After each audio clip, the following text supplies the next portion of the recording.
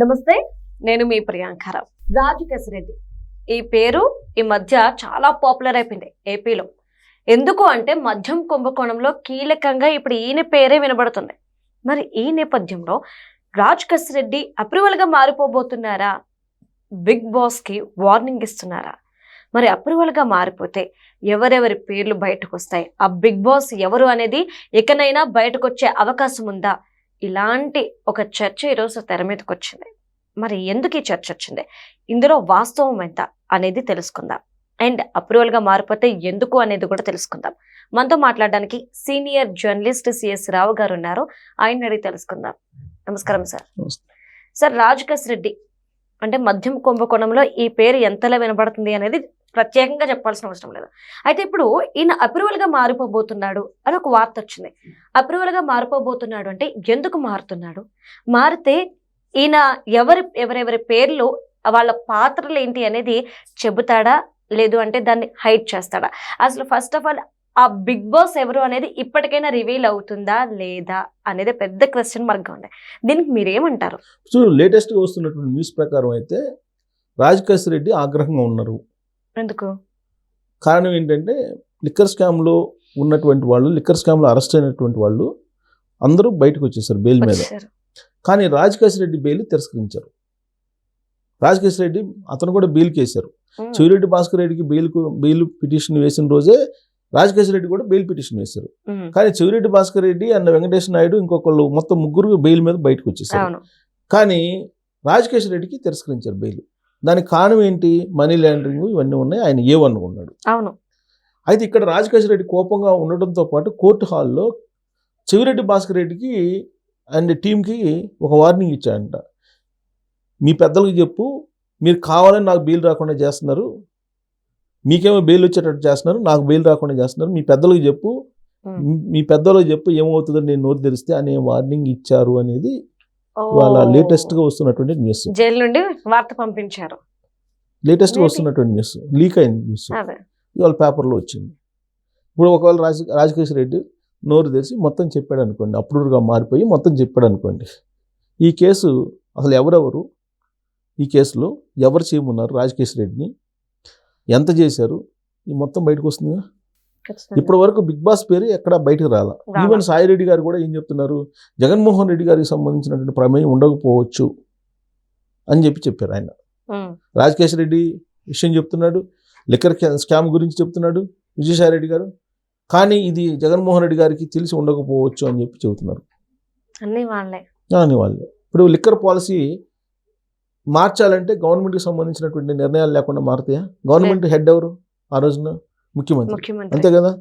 మరి liquor policy మారిస్తే వచ్చేటువంటి డబ్బు ఎంత ఏంటి అనేది అందరికీ తెలుసు కదా. లిక్కర్ పాలసీని మార్చినందుకే ఢిల్లీ సీఎం కేజ్రీవాల్ని అరెస్ట్ చేశారు కదా. అక్కడ ఉన్నటువంటి డిప్యూటీ సీఎం సిసోడియాని అరెస్ట్ చేశారు కదా. లిక్కర్ పాలసీని మార్చినందుకే. లిక్కర్ పాలసీని మార్చినందువల్ల దాదాపు కొన్ని వందల కోట్ల రూపాయలు తేడా వచ్చిందని చెప్పేసి ఇదే కేంద్ర ప్రభుత్వం అపాయింట్ చేసినట్టు సిబిఐ వాళ్ళని ఏం చేసింది, ఈడీ తీసుకెళ్లి తిహార్ జైల్లో పెట్టింది. సిసోడియా అయితే దాదాపు 2 సంవత్సరాలు 3 సంవత్సరాలు ఉన్నాడు జైల్లో. సిసోడియా కేజ్రీవాల్ ముఖ్యమంత్రిగా ఉన్నప్పుడు ముఖ్యమంత్రిగానే ఆయన జైల్లో పెట్టారు ఆయన తీసుకెళ్ళి. మరి లిక్కర్ పాలసీని మార్చింది ఆంధ్రప్రదేశ్లో. లిక్కర్ పాలసీని మార్చే కదా ఇవన్నీ చేసింది.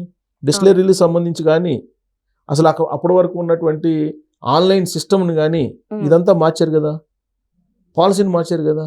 మరి ఇక్కడ పాలసీని మార్చి మొత్తం ఇక్కడ లిక్కర్ దందా చేశారు కదా. అసలు మొత్తం ప్రపంచవ్యాప్తంగా ప్రత్యేకించి భారతదేశంలో డిజిటల్ పేమెంట్స్ని ప్రోత్సహిస్తున్న టైంలో no digital payments, only cash అని చెప్పి మీకు పాలసీలో మార్చేసి టోటల్ పాలసీనే మార్చేసింది ఎవరు? ఆ రోజు ఉన్నట్టు గవర్నమెంట్ కదా. ఆ రోజు గవర్నమెంట్ అంటే ఎవరున్నారు? దీనికి సంబంధించి మొత్తం విచారణ జరగాలి కదా. ఇది ఒక పాయింట్. 2, ఇప్పుడు లిక్కర్ స్కామ్లో ఎంతమందిని అరెస్ట్ చేశారు? దాదాపుగా కొన్ని వందల మందిని విచారించారు. 36 మందిని ఏమో జైలుకు పంపించారు. ఇప్పుడు వాళ్ళల్లో ప్రధానంగా ఆ రోజు ధనంజయ రెడ్డి గారు, కృష్ణమోహన్ రెడ్డి గారు, బాలాజీ గోవిందప్ప ఇలాంటి వాళ్ళు ప్రముఖులు ఉన్నారు కదా. వీళ్ళందరూ ఎవరు? ఒకళ్ళేమో భారతీయ సిమెంట్లో పర్మనెంట్ డైరెక్టరు, వాళ్ళ ఆడిటరు, ఇంకొకళ్ళేమో షాడో సీఎంగా ఆ రోజున వ్యవహరించినటువంటి ధనంజయ రెడ్డి గారు, మరొకటేమో కృష్ణమోహన్ రెడ్డి గారు, ఆయన OSD. కదా. మరి వీళ్ళకి బెయిల్ వచ్చింది కదా, వీళ్ళు బెయిల్ మీద ఉన్నారు కదా. 5 కోట్ల రూపాయలు అకౌంట్లో పడ్డాయి, నేను మళ్ళీ తిరిగి ఇచ్చేసాను అవి అని చెప్పినటువంటి మిథున్ రెడ్డి గారికి బెయిల్ వచ్చింది కదా, బెయిల్ మీద ఉన్నాడు కదా. చెవిరెడ్డి భాస్కర్ రెడ్డి గారు మొత్తం డబ్బుల్ని హైదరాబాద్ నుంచి తాడేపల్లికి, తాడేపల్లి నుంచి ప్రకాశం జిల్లాకి, ప్రకాశం జిల్లా నుంచి నెల్లూరుకి, తిరుపతి దాకా చేర్చినటువంటి ఆరోపణలు ఎదుర్కొంటున్నట్టు చెవిరెడ్డి భాస్కర్ రెడ్డి గారు అండ్ వెంకటేష్ నాయుడు ఇంకో పిఏ మొత్తం బయటకు వచ్చారు కదా. మరి నేను ఎందుకు జైల్లో ఉండాలి అనేది ఇప్పుడు కసిరెడ్డి రాజుకి ఉన్నటువంటి ఆక్రోశం. ఈ ఆక్రోశంలో ఆయన ఏమంటున్నాడు అసలు విచారణలో, నేను ఆ రోజున ప్రభుత్వ ఐటీ సలహాదారుని, లిక్కర్ స్కామ్ తోటి నాకేం సంబంధం అని అంటున్నాడు. ఇప్పటి వరకు అదే స్టాండ్ మీద ఉన్నాడు. కానీ ఇప్పుడేమంటున్నాడు, మీరందరూ బెయిల్ మీద వెళ్ళారు, నన్నేమో లోపల పెట్టించారు, మీ సంగతి చూస్తానంటున్నాడు. ఇప్పుడు ఆయన మీ సంగతి చూస్తానంటే అర్థం ఏంటి? ఉన్న విషయాన్ని బయట చెప్తే చాలు, అసలు ఏం జరిగింది అనేది బయటకు చెప్తే చాలు కదా, మొత్తం బయటకు పడిపోతుంది. ఇప్పుడు వాసుదేవ్ రెడ్డి ఆ రోజు ఆంధ్రప్రదేశ్ బెవరేజెస్ కార్పొరేషన్ ఎండీగా వాసుదేవ్ రెడ్డి గారు ఉన్నారండి. వాసుదేవ్ రెడ్డి గారు అప్రూవ్డ్గా మారారు అని చెప్పేసి అప్పట్లో వచ్చినటువంటి న్యూస్. సో అప్రూవ్డ్గా మారారు కాబట్టి అతను అరెస్ట్ చేయలేదు అనేది ఒకటి. ఇప్పుడు ఆయన డిప్యుటేషన్ మీద తీసుకొచ్చారు ఆయన్ని. ఆయన జగన్మోహన్ రెడ్డి గారి గవర్నమెంట్ మారగానే ఆయన ఢిల్లీ వెళ్ళిపోయాడు. ఓకే, సో ఆయన ఇచ్చినటువంటి ఇన్ఫర్మేషను కొంత ఉంది, ఎక్కడెక్కడ పాలసీలు మార్చారు ఏంటి అనేది. ఆ తర్వాత ఆంధ్రప్రదేశ్ బెవరేజ్ కార్పొరేషన్ మేనేజర్ ఉన్నాడు, ఆయన మొత్తం చెప్పాడు. ఈ మొత్తం చెప్పినప్పటికీ కూడా అసలు అతను ఒప్పుకోవాలిగా, ఎవరు రాజకేశ్వర రెడ్డి ఒప్పుకోవాలి, ఏమన్నా కదా అతను. ఇప్పుడు మనీ ఫెడ్లర్స్ని ఏర్పాటు చేసింది ఎవరు? రాజకేశ్వర రెడ్డి. సిట్టు ఇన్వెస్టిగేషన్లో తేలినటువంటి అంశం, వాళ్ళు ఇన్వెస్టిగేషన్లో తేలిన అంశం నేను చెప్తున్నాను. రాజకేశ్వర రెడ్డి మనీ ఫెడ్లర్స్ని ఏర్పాటు చేశారు. ఈ ఫెడ్లర్స్ ద్వారా డబ్బు మొత్తం ఈ బ్యాగ్స్ ప్యాకింగ్ చేయించాడు బాక్సుల్లో. ఈ బాక్సుల్ని ఎక్కడికి పెట్టారు? హైదరాబాద్లో ఉండేట్టు కొన్ని ఫార్మ్స్లో పెట్టారు. మిగతా సొమ్ము ఎక్కడికి మార్చారు? మిగతా సొమ్ము బాంబేకి కొంత పంపించారు, కొంత విదేశాలకు పంపించారు, తిరిగి మళ్ళా బంగారం సంబంధించిన కొన్ని టన్నుల కొద్ది బంగారం తెప్పించారు, కొన్ని కేజీల కొద్దో లేకపోతే టన్నుల కొద్ది బంగారం తెప్పించుకున్నారు. ఇదంతా సిట్ విచారణలో వచ్చినటువంటి అంశం. మరి ఛార్జ్ షీట్లు కూడా వేశారు దాని మీద.